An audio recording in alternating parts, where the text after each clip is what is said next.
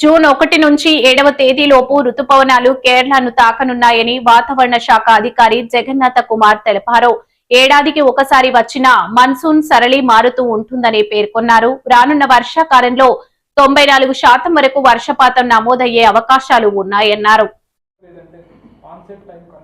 ఒకటి every monsoon is unique అంటారు. ప్రతి మాన్సూన్ కూడా ఒక విధంగా ఏ ఇయర్ వచ్చే మాన్సూన్ రెండో సంవత్సరంతో పోల్చడానికి వీలుగా ఉండదు.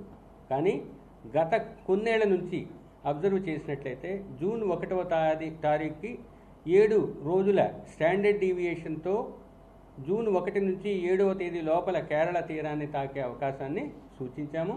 ఈ సంవత్సరం కూడా ఇంచుమించు ఆ పరిస్థితుల్లో కొనసాగే అవకాశాలు ఉన్నాయి.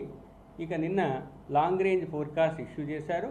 లాంగ్ రేంజ్ ఫోర్కాస్ట్ ఇష్యూ చేస్తే దాంట్లో మన సౌత్ పెనిన్సులర్ ఇండియా అంటారు, అంటే దక్షిణ ప్రాయద్వీప భారతదేశం, అంటే మన రాష్ట్రం కూడా కూడి ఉన్న ఈ ప్రాంతంలో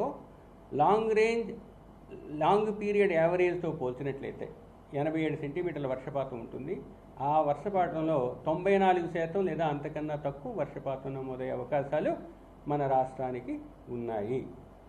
ఇది గమనించండి.